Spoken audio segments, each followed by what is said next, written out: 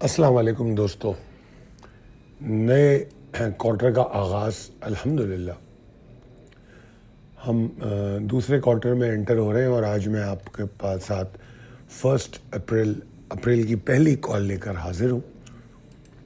تو سب میں پہلے تو ہم بات کر لیتے ہیں، میں نے آپ کو ایک آفر دی تھی، وہ ابھی تک برقرار ہے کہ موجودہ حالات میں اگر آپ کوئی ایسی میٹنگز چاہتے ہوں مختلف سٹیز میں تو یہ بالکل ممکن ہے۔ اس کے لیے شعیب سے رابطہ کر لیں 0323-276-8680۔ ویکنڈ پر کوئی کوئی سیٹنگ ہو سکتی ہے جس میں ہم لوگ اپنی حکمت عملی کو ڈسکس کر سکتے ہیں، جو ہاتھ میں مال ہے اس پر بات کر سکتے ہیں کیا کرنا چاہیے، جو کوئی سلوشنز کو ڈھونڈ سکتے ہیں، تو ضرور اس پر آپ لوگ بات کر سکتے ہیں۔ آپ کے سامنے ایک سلائیڈ ہے، جیو پولیٹیکل ڈیولپمنٹس، ٹھیک ہے جی۔ دیکھیے، جو ریجنل سچویشن ہے وہ ابھی بھی بہت ہی خطرناک اور بگڑتی ہوئی ہے۔ اس کو ہم کوئی بہتری ہمیں ابھی فی الوقت اب تک نظر نہیں آ رہی۔ جو دونوں پارٹیز ہیں جنگ میں انوالو، یو ایس، اسرائیل اور ایران، وہ سول انفراسٹرکچر کو اب تباہ کرنے پہ تلے ہوئے ہیں۔ اسرائیل آغاز کرتا ہے، پھر ایران ریٹیلیٹ کرتا ہے، بالکل ایگزیکٹلی اسی شکل میں۔ اسکول، یونیورسٹیز تباہ ہو رہی ہیں۔ تو یہ ایسکیلیشن کا یہ ایک اگلا فیز ہے جو کہ سویلین انفراسٹرکچر کی طرف ہے، اور یہ بڑی تباہی ہے اور وار کرائم کا حصہ بھی ہے۔ ایران کا آبجیکٹو جو ہے اصل طوالت ہے اس جنگ میں، اور آئل سپلائی کے ذریعے ان پہ پریشر بڑھانا ہے، جس میں وہ کامیاب ہے۔ آج اس نے یو اے ای پہ ایک کس کا جہاز تھا، کویت کے ایک جہاز کو اڑا دیا آئل سے بھرے ہوئے، اور اس نے جو یو اے ای میں کوئی پائپ لائن تھی جو آبنائے ہرموز کو ایوائڈ کرنے کے لیے ایک پائپ لائن تھی، اس پہ اس نے بم گرایا۔ اب پتہ نہیں وہ کتنی تباہ ہوئی، آئی ڈونٹ نو۔ تو وہ اپنی پوری کوشش کر رہا ہے کہ اپنا معاشی دباؤ برقرار رکھے، کیونکہ یہی ایک طریقہ ہے جس سے اس کے جو خلاف جو قوتیں ہیں ان پہ پریشر آ سکتا ہے۔ اس کے پاس اور کوئی دوسرا راستہ نہیں ہے، وہ اتنی بڑی طاقت نہیں ہے کہ وہ جا کے ان کے ملکوں پہ حملہ کرے، اس کے پاس راستہ ہی یہی بچا ہوا ہے۔ جو موجودہ صورتحال ہے اس میں تو ایسا لگ رہا ہے کہ ایران اسٹرینتھ گین کر رہا ہے، باوجود اس کے کہ یہ بتایا گیا کہ اس کی ایئر فورس تباہ ہو گئی، نیوی تباہ ہو گئی، سب کچھ ختم ہو گیا، مگر ایران کی جو اسٹرینتھ ہے وہ اس کے لوگ ہیں جو ڈٹے ہوئے ہیں۔ کوئی بھاگتا ہوا نظر نہیں آ رہا، جبکہ دوسری طرف اگر میں اسرائیل کو دیکھوں تو وہاں لوگ بھاگتے ہوئے نظر آئیں، ایویکویٹ کر رہے ہیں، اسرائیل سے نکلنے کی کوشش کر رہے ہیں۔ اسرائیلی فوج کا جو لبنان میں کچھ سننے میں آ رہا ہے وہ بھی کچھ اچھے حالات نہیں ہیں۔ تو ایران ڈٹا ہوا نظر آ رہا ہے پوری قوم کے ساتھ، اور یہی چیز دوسروں کو بہت پریشان کر رہی ہے کہ اتنے حملے، اتنی تباہی کے باوجود وہ اتنا پرسکون کیوں ہیں، یہ بات ان کو سمجھ میں آئے گی بھی نہیں۔ تو بہرحال یہ تمام چیزوں کو ہم نے دیکھنا ہے۔ تو مجھے ایسا لگتا ہے کہ وار جو ہے نیکسٹ فیز آف ایسکیلیشن میں جا رہی ہے، مطلب وار جو جنگ ہے وہ مزید تباہی کی طرف جا رہی ہے۔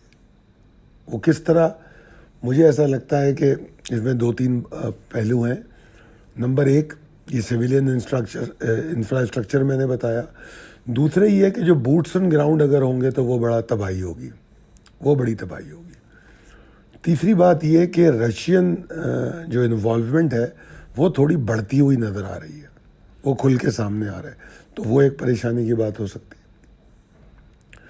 تو ہمیں جو ہے نا ریئلسٹک سولوشن کی اگر ہم بات کریں تو جو پاکستان کوشش کر رہا ہے شاید اس میں ریئلسٹک سولوشن نکال پائیں، اور خطے کی ملکوں کو، چاہے وہ عمان سے لے کر رشیا چائنا تک ہوں، ٹرکی تک ہوں، انڈیا جاپان تک ہوں، ان تمام ملکوں کو اس خطے کے لیے کوئی امن کا سولوشن نکالنا چاہیے کہ وہ اپنے خطے کی حفاظت خود کرے۔ ریلائنس آن ادر کنٹریز اگر یہ عرب ختم کر دیں، ابھی ایک ریسنٹ ایک اسٹیٹمنٹ یو ایس کی بھی آئی ہے کہ جو نقصان ہوا ہے اس کی بھرپائی عرب کنٹری کریں گے. ایک تو ان کو تباہ بھی کروا دیا, ان سے پیسے لے کے ان کو سیکیور بھی نہیں کیا, اب جنگ کا جو خرچہ ہے وہ بھی ان سے لیں گے. تو مجھے تو کراچی کے بتہ خور یاد آ گئے. بہرحال بھائی کیا کہہ سکتے ہیں, مارکیٹ کی آج کی کہانی پہ چلتے ہیں. تو مارکیٹ کی آج کی کہانی پہ مجھے کچھ زیادہ کچھ کہنے کی ضرورت نہیں ہے. مارکیٹ نے اس لو کو نہیں توڑا جو 9 جنوری کو بنا تھا. 9 جنوری کہہ رہا ہوں, معذرت چاہتا ہوں, 9 مارچ.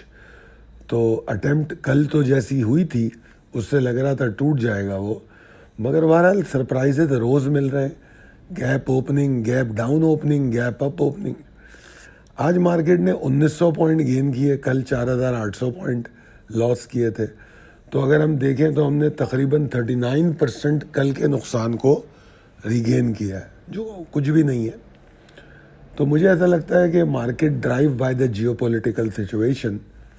اور یہاں پر میں ایک اور بات کہوں گا کہ بلز جو ہیں, جو پچھلے جو کل کی کلوزنگ تھی اس کے اوپر رہنا ہی بڑی مہربانی ہے ان کی, مگر جو ہچکچاہٹ ہے وہ ابھی بھی برقرار ہے.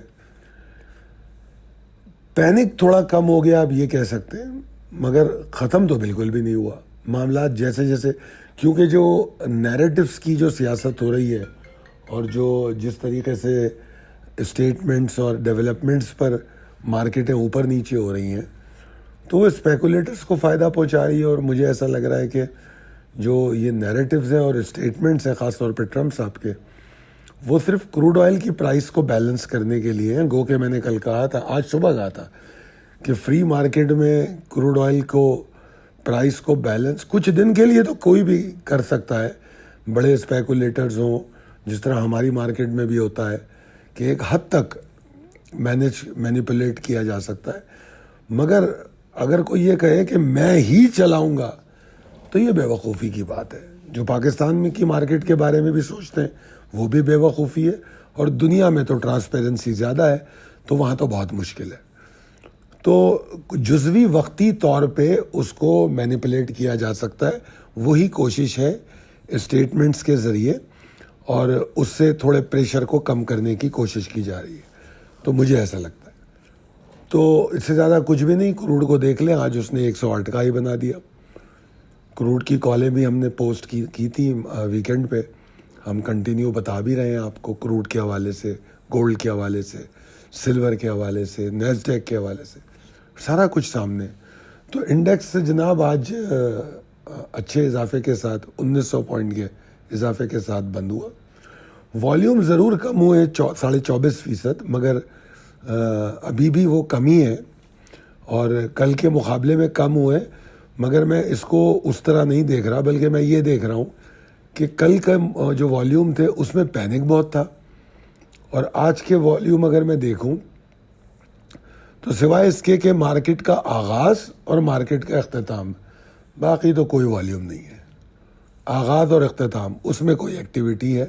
اگر آپ جا کے دیکھیں تو پہلے 5 منٹ اور آخری 5 منٹ دیکھ لیں, آپ کو سمجھ میں آئیں گی.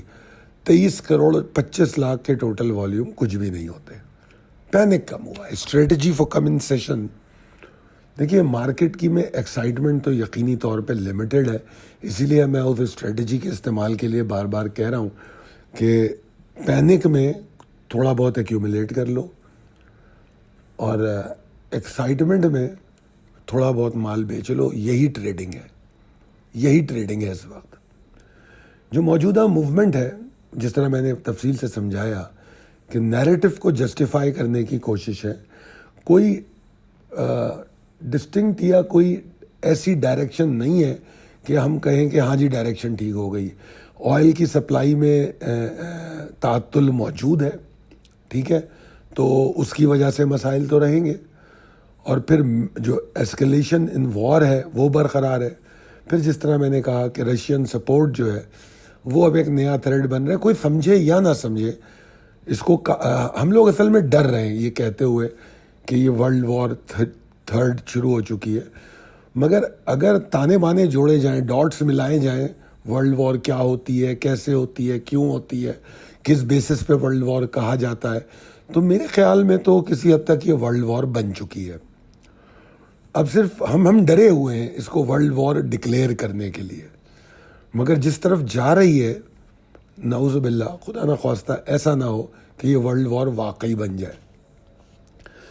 جو فکر ہے مجھے نیوکس کی ہے، مگر نیوکس میں پریسیشن اتنا ہو چکا ہے کہ لمیٹڈ اور پریسائز نیوکس کا استعمال عین ممکن ہے. کیونکہ نیوکس میں یہ سمجھتا ہوں، جو میری سوچ ہے کہ نیوکس کا استعمال صرف وہی کنٹری کر سکتی ہے جو فرسٹریٹڈ ہو. پہلے تو اس کے پاس نیوک ہوں اور دوسرے وہ فرسٹریٹڈ ہو اور ہاری بھی ہو. اور اس وقت جو جنگ لڑی جا رہی ہے اس میں جو ہارنے والے ہیں ان دونوں کے پاس نیوکس ہے، اور دونوں میں فرسٹریشن کا لیول ہر گزرتے دن کے ساتھ بڑھ رہا ہے. تو نیوک کے خطرے کو میرے ذہن سے تو نہیں نکلتا، مگر میں یہ بھی سمجھتا ہوں کہ ہیروشیما والا نیوک نہیں ہو سکتا، پریسیشن ہو سکتا ہے. اللہ نہ کرے مگر جو لیڈرشپ اس وقت بیٹھی ہوئی ہے، کیونکہ میرے نقطۂ نظر سے نیتن یاہو اور صدر ٹرمپ دونوں دماغی طور پہ مجھے کچھ اسٹیبل لوگ نہیں لگتے. اور میں جو کچھ یہودیوں کی بھی گفتگو سن رہا ہوں اور کچھ امریکنس جو تھنک ٹینکس ہیں ان کو بھی سن رہا ہوں، تو میں اپنی بات نہیں کر رہا، اپنی سوچ نہیں بتا رہا. جو وہاں کے اپنے لوگ ہیں جو ان کے بارے میں کہہ رہے ہیں، یہ پریشان کن بات ہے. امپورٹنٹ لیول ٹریگر پہ بات کریں تو جناب کوئی تیزی کی بات تو ہو ہی نہیں رہی. 149,905 کم سے کم لیول. اگر ریکوری تھوڑی اور کرنی ہے، تیزی نہیں ہو رہی، تھوڑی اور ریکوری کرنی ہے، تھوڑا سا پریشر میں کمی ڈالنی ہے، تو یہ لیول ہے 149,905. لمیٹڈ ایگزاسشن ہو سکتی ہے 147,970 کے نیچے. 147 بڑی آرام سے مارکیٹ جا سکتی ہے. مگر جو مارکیٹ میں ایگریشن کی ممکنات ہیں وہ 146,330 کے نیچے ہے. میرا مشورہ انویسٹر کو یہ ہے کہ مانیٹر کریں 149,785 اور 149,905 کے بیچ میں والیومز کو، سسٹینیبلٹی کو، اور اسٹاک کی پرائسز کو کہ وہ کیسے بیہیو کر رہے ہیں. ریجیکشن آ رہی ہے، کیا ہو رہا ہے، وہ چیز آپ کو سمجھائے گی کہ کل کی مارکیٹ کی شارٹ ٹرم موو کیا بننے والی ہے. ٹریڈنگ فلسفے کی بات کروں تو میں ٹریڈنگ اسکرین کو زیادہ دیکھنے کو ڈسکریج کروں گا. میرا مشورہ آپ کو یہ ہوگا کہ وقت کہیں اور گزاریں، بیٹھ کے ٹریڈنگ اسکرین کو دیکھ کے اپنے آپ کو ڈپریس مت کریں. اگر مال نہیں بیچا ہے، غلطی کر دی ہے، حالانکہ بہت دفعہ سمجھایا تھا، تو اب آپ میں ہمت مزید ٹوٹ چکی ہے. اب آپ کیا بیچیں گے مال؟ تو حکمت عملی پر توجہ دیں، حالات کو سمجھیں، اور ان حالات میں کیا حکمت عملی ہونی چاہیے اس پر اپنا ٹائم لگائیں، بجائے اس کے کہ بیٹھ کے ٹریڈنگ اسکرین دیکھتے رہیں. یہی آج کی ویڈیو ہے. اگر آپ کو میری باتیں سمجھ میں آتی ہیں تو کمنٹ کر کے بتائیے، اور اگر فائدہ مند لگتی ہیں تو اپنے دوستوں اور احباب میں شیئر کیجیے. بہت شکریہ. اللہ حافظ.